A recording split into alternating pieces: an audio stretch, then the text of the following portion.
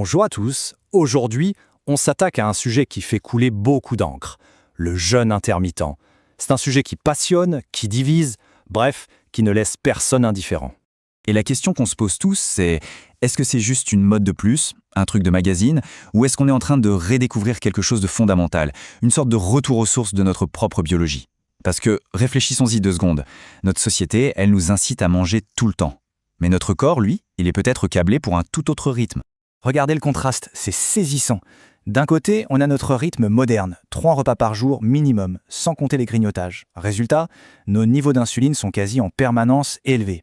Et de l'autre, il y a le rythme pour lequel on a évolué, celui de nos ancêtres. Un rythme fait de cycles, des périodes de festin, oui, mais aussi des périodes de repos digestif. C'est ça qui a forgé ce qu'on appelle notre flexibilité métabolique.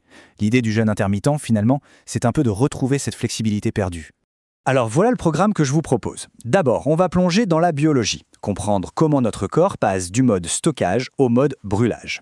Ensuite, on parlera d'un concept absolument fascinant, l'autophagie, le grand nettoyage cellulaire. Puis, on passera au concret avec les différents protocoles, lequel choisir. Et enfin, hyper important, on verra les risques et les précautions à prendre. C'est parti. Allez, on attaque la première partie, le cœur du réacteur si vous voulez. Tout tourne autour d'une sorte d'interrupteur métabolique. En fait, c'est assez simple. Notre corps, il a 2 modes de fonctionnement principaux. Le premier, c'est l'état nourri. Quand on mange, le corps prend cette énergie et la met en réserve. Facile. Le deuxième, c'est l'état à jeun. Après plusieurs heures sans manger, le corps se dit « Ok, plus rien n'arrive, il est temps d'aller piocher dans les stocks ». Le jeûne intermittent, ce n'est rien d'autre que de jouer avec la durée de ce deuxième état, de le prolonger un peu, volontairement.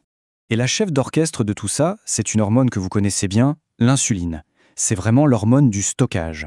Quand on mange, surtout des sucres, le taux d'insuline grimpe en flèche. Son job, dire aux cellules « ouvrez les portes, faites entrer le sucre ». Et si les placards sont déjà pleins, hop, on transforme le surplus en graisse. A l'inverse, quand on jeûne, le niveau d'insuline s'effondre. Et ça, c'est le signal que le corps attend pour inverser la machine. On arrête de stocker et on commence à déstocker. Et ce n'est pas tout, loin de là. En mettant notre système digestif en pause, on lui rend un service immense.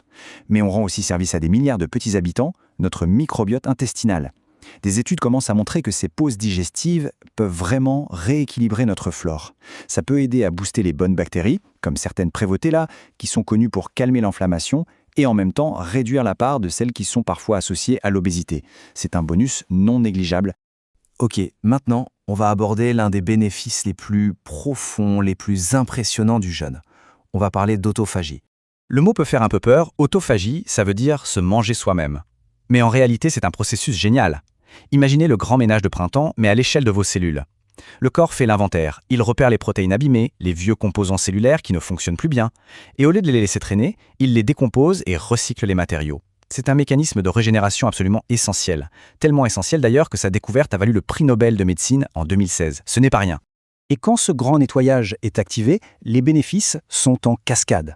On parle d'une réduction de l'inflammation de bas grade, d'un meilleur soutien pour notre système immunitaire et au final, d'une contribution directe à la réparation de nos tissus.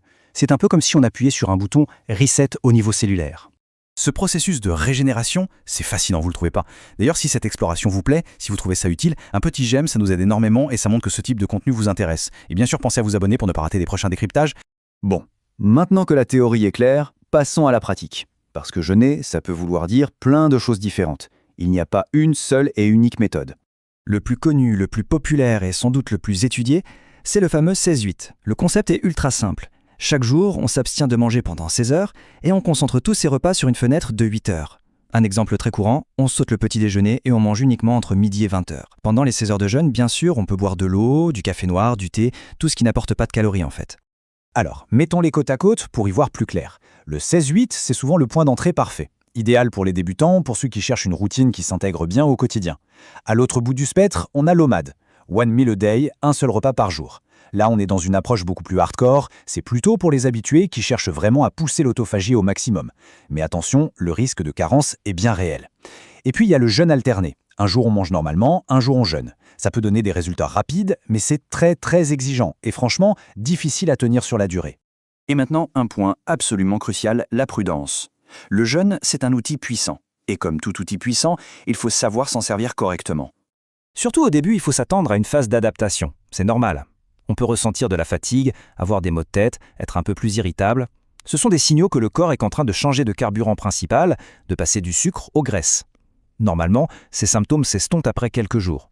Mais, et ça c'est le plus important, il y a des cas où le jeûne intermittent est tout simplement une mauvaise idée. Il est formellement contre-indiqué pour les personnes enceintes, pour celles qui sont en sous-poids ou qui ont un historique même ancien de troubles du comportement alimentaire. Et pour les personnes qui ont des conditions médicales spécifiques, comme le diabète par exemple, c'est impensable de se lancer là-dedans sans un encadrement médical très strict. Cette phrase résume parfaitement la philosophie à adopter. La sécurité passe avant tout. Avant d'envisager un changement aussi structurant pour son alimentation, l'avis d'un professionnel de santé, c'est juste indispensable. Ce n'est pas une option. Donc, pour conclure, il faut vraiment voir le jeûne pour ce qu'il est. Ce n'est pas une baguette magique, ce n'est pas une solution miracle qui va tout régler. C'est un outil métabolique puissant qui peut avoir de vrais bénéfices, mais son efficacité va totalement dépendre de la manière dont on l'intègre dans un mode de vie qui, lui, doit être sain de manière globale. Au final, il n'y a pas de meilleur protocole dans l'absolu. La meilleure approche, c'est celle qui est tenable sur le long terme et qui est adaptée à sa santé, à ses objectifs, à sa vie, tout simplement. La question n'est donc pas tant faut-il jeûner à tout prix, mais plutôt est-ce que cet outil, parmi d'autres, pourrait avoir une place pertinente dans ma stratégie de santé. Merci beaucoup d'avoir exploré la science du jeûne avec nous. On a encore plein de sujets comme celui-ci à décortiquer ensemble, alors n'oubliez pas de vous abonner pour la suite. Prenez soin de vous et à très bientôt.